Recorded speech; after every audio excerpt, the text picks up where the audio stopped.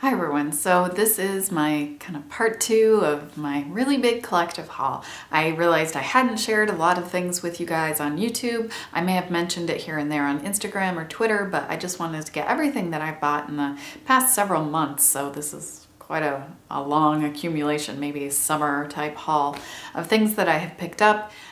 This is the skincare, hair tools, miscellaneous type items. Maybe some things that actually kind of fall in both categories. I already did the makeup haul. That's probably the one that I uploaded first. So I'll link to it below. You know how it works. So something I want to mention right away because I feel like my hair is slowly disintegrating. Its style is slowly disintegrating. So I bought this 2-pack of Goody spin pins. You know, I remember when these came out, and it was quite some time ago, and I was kind of vaguely interested, but I never did anything about it. I have kind of medium thick hair that I have a natural wave, but the kind of top 2/3 is very slippery. The underneath is curlier and more coarse. But most of my hair does not have very good grip, and it's heavy, so it tends to pull itself out of things, and it's slippery unless I put something grippy in there, you know, some sort of product to make it grippy.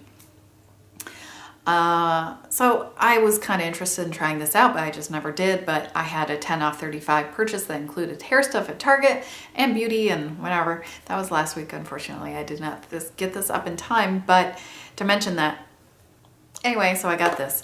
So I put my hair, I used the little style that they have, I think, on the back. So I just followed their little instructions. I didn't use a ponytail. I put it into a bun, and then I put a pin, I spun the pin in at the bottom and at the top.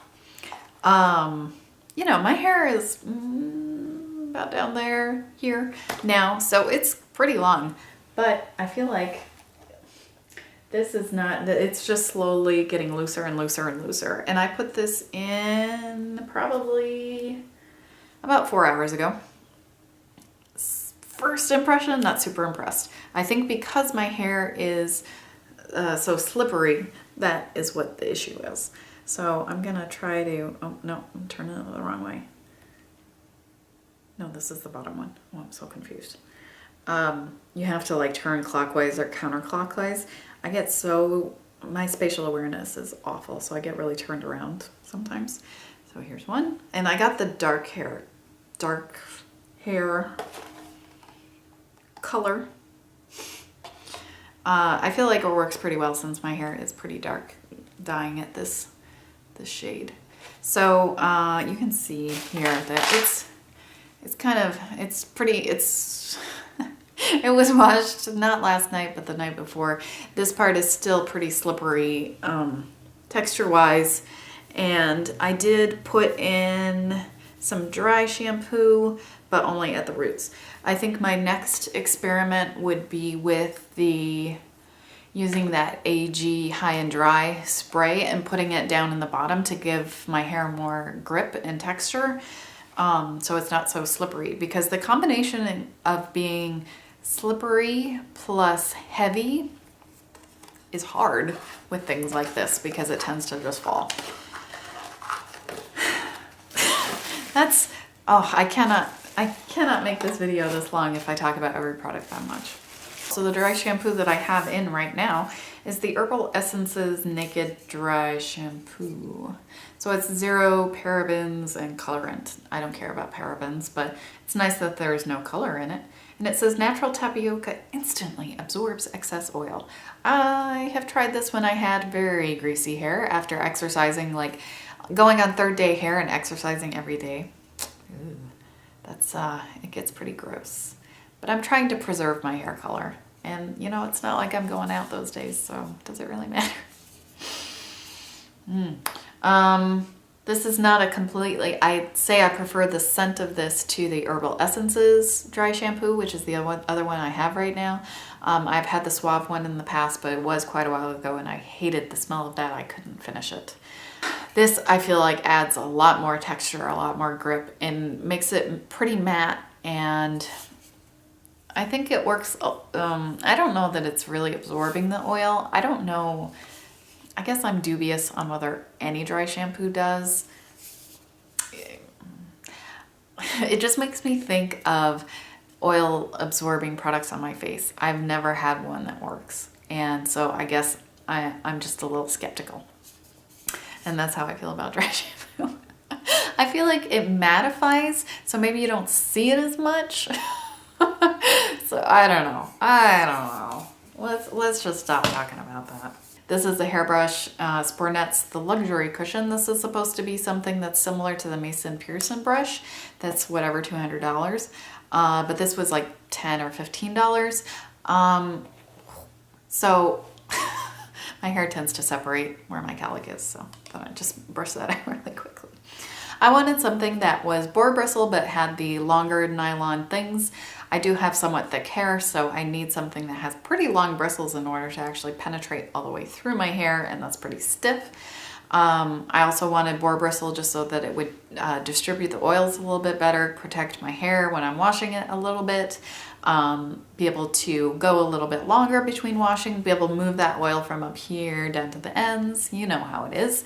And so far I've been pretty happy with it. I don't have any major complaints, so I do like the price of it. And it's better than the other type of brushes that I have, which have all just been like direct store purchases. And I did pick this one based on reading some reviews and etc.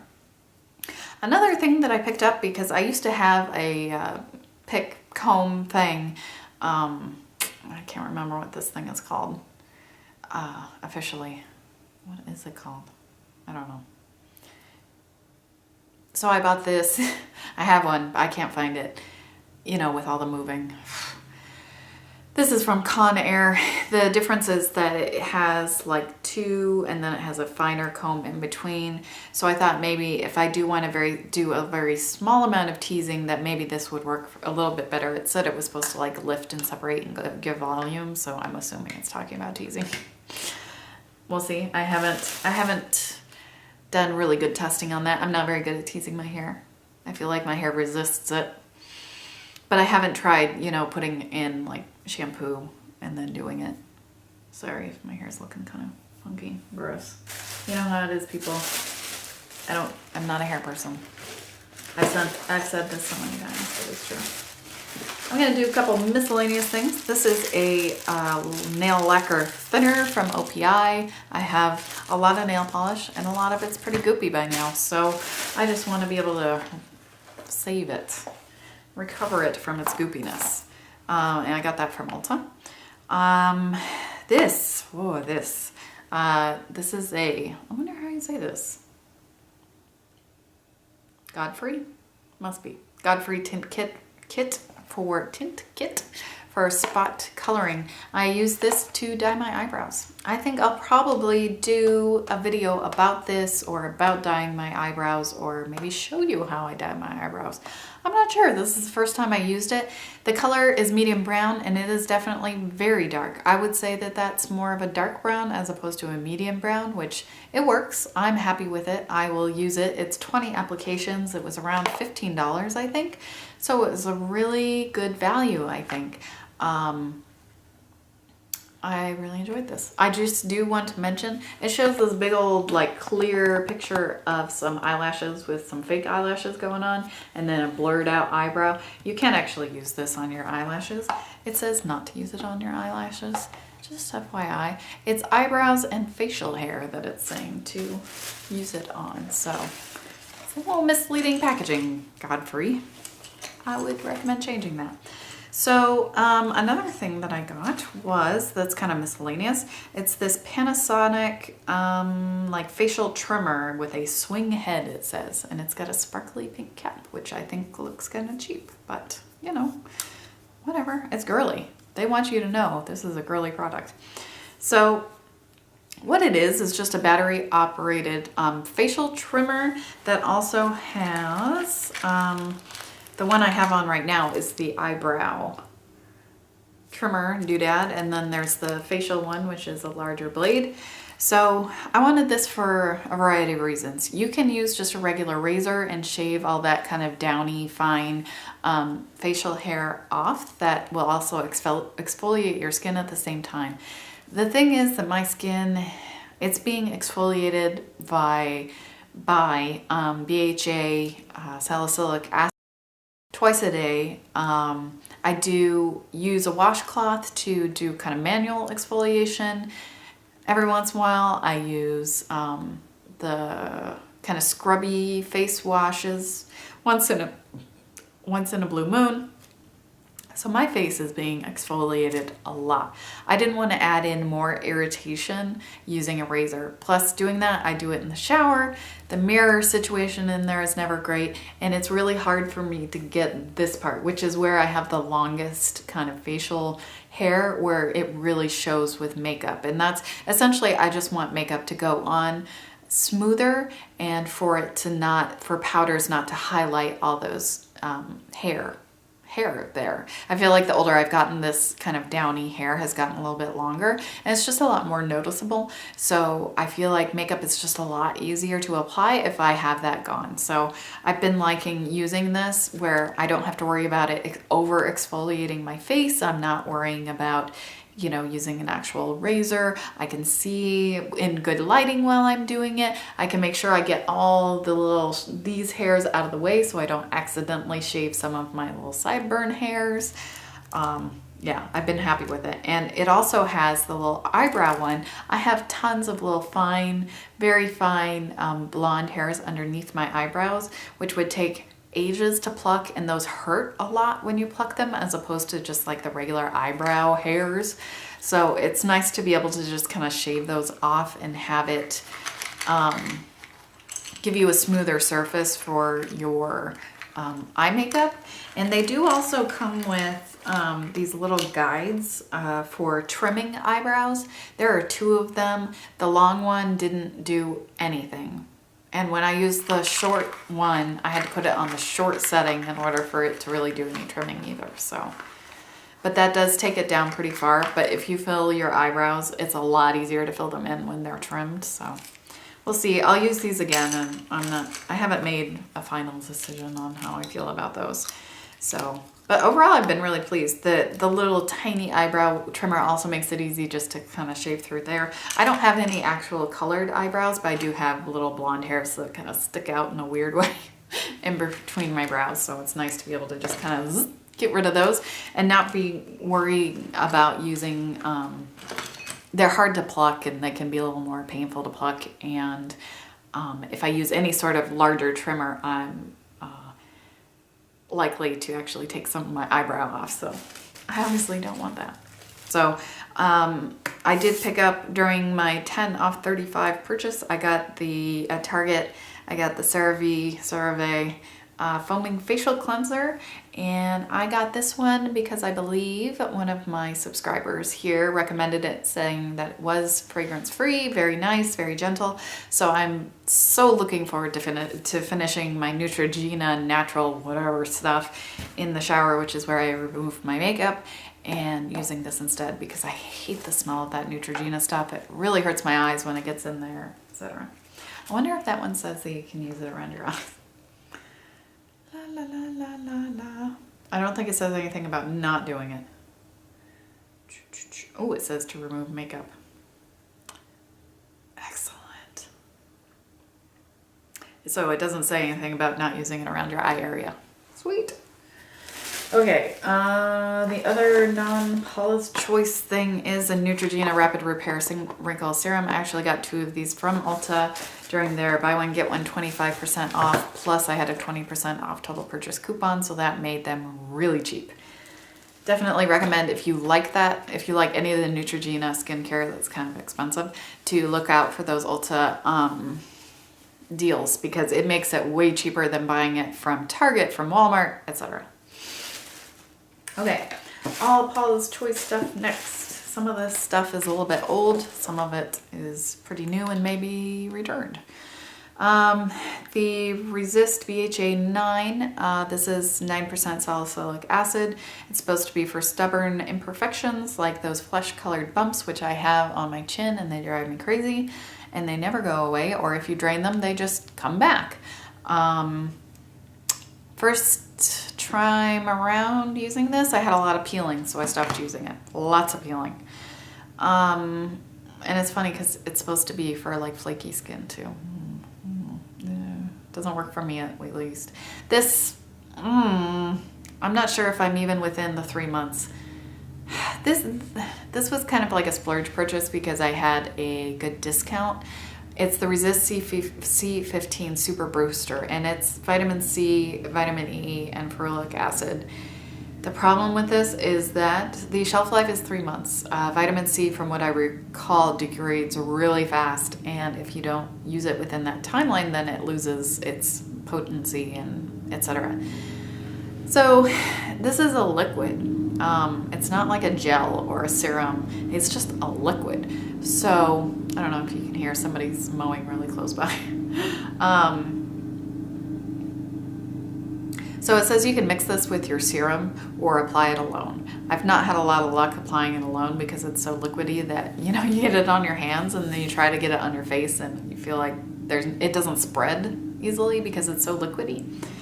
I have mixed it into other things with some success, but I feel like that too kind of makes me peel a little bit more. I'm not really sure. I haven't been using it the past several days and I feel like my skin's doing a little bit better. You know, I have kind of a little bit of a problematic areas, underneath my lip. From here to here is super acne prone and oily. From here to here is super dry and tends to get dermatitis and peel and crack. Not like bleeding crack, but the first layer of skin kind of cracks a little bit because it's peeling off. Ugh.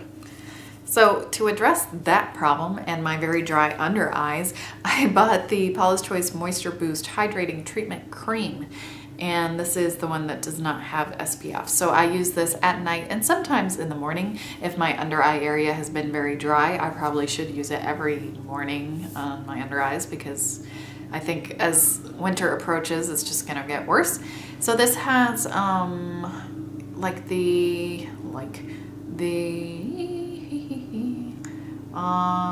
so it goes water, some stuff, jojoba seed oil, butylene glycol, glycerin, and then petrolatum. Petroleum jelly works really well on this area that's prone to dermatitis underneath my lip. But that also kind of slides around, and since I have that acne prone area right underneath, that's a problem. So I got 3 samples of this and I really liked it for under my eyes and in that spot. I feel like it's kept it much more moist. It's not peeling as much. It's in much better shape because when it's in that bad shape, I can't put any makeup on it because it will just look like this weird desert, crackly, crusty. It's bad. Really bad. And that area tends to get red too. So it's just somewhere I want to have makeup and somewhere that makeup sits really badly. Then I realized, you know, my cheeks are actually quite dry. So I've been using it kind of on my under eyes up to right above my eyebrow, on my temple, all the way down to my jaw. And I've really been enjoying it. So I would definitely recommend that if you have somewhat dry skin. I don't think it's going to work for very dry skin, but if you have dry skin, I think it works quite nicely. The next thing, I just got this. I'm not sure, I might have to send it back. This is the Paula's Choice Resist Retinol Skin Smoothing Body Treatment. I like the idea of this because it's a retinol treatment that I could use on my neck and chest, which would be a lot cheaper than using my Neutrogena serum. Normally I use the Neutrogena serum on my neck and I don't put anything on my chest. Well, I also use this on my hands and other few little places that I'm hoping for better texture of my skin. On my arms, let's just put that there. It's not any place weird, it's on my arms.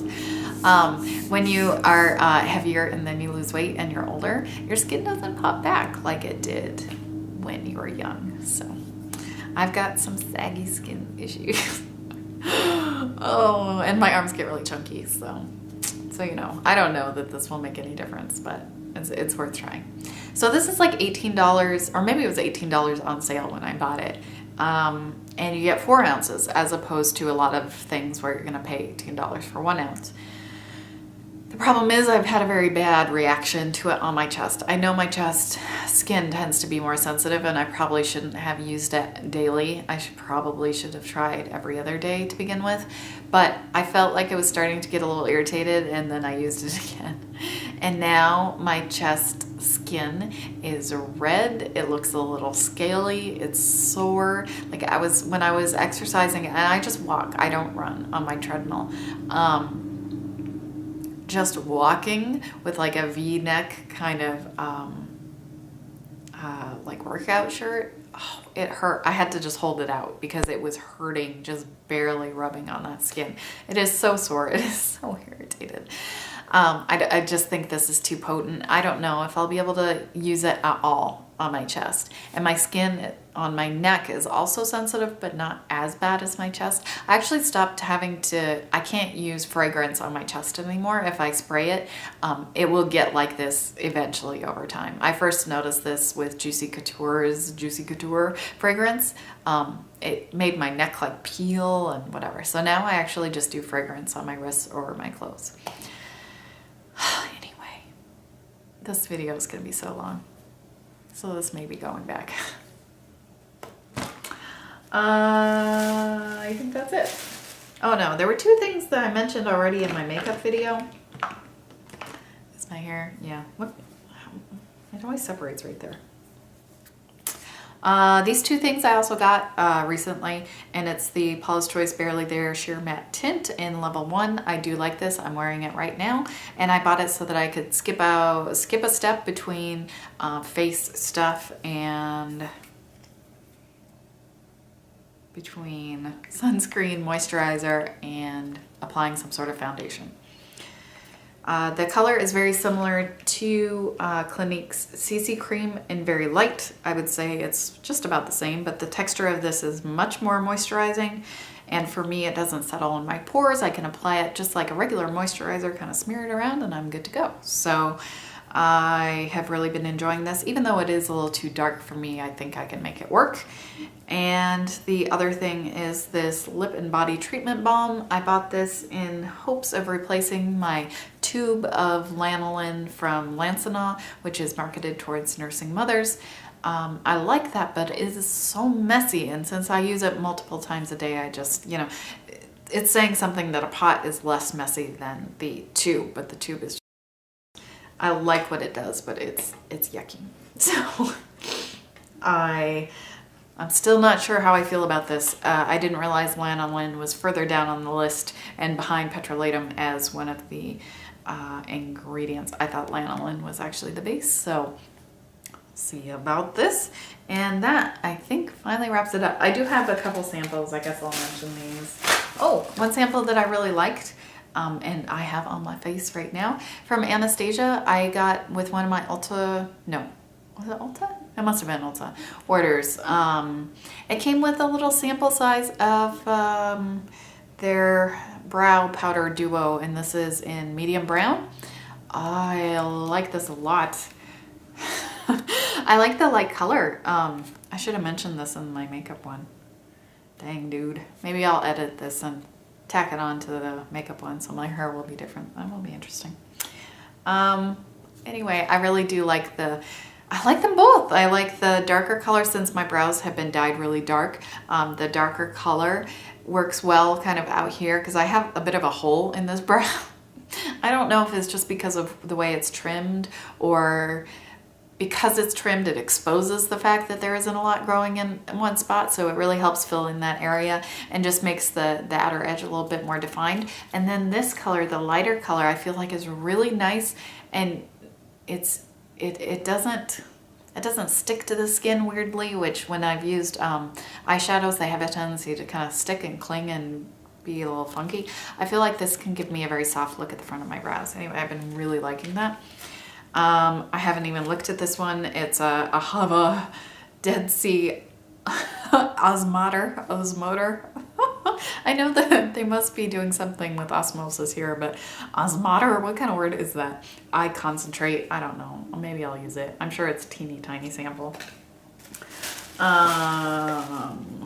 Wedad Moisture Lock Leave-In Conditioner. I'm sure I could use this on my ends, especially the underneath side of my ends, which are curly-ish and tend to be very frizzy.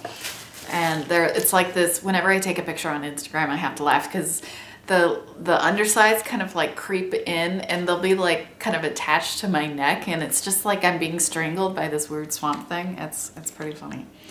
And same thing, this other sample I got, this Eva, I think, NYC perhaps. I'm not sure if that's an A. EV something.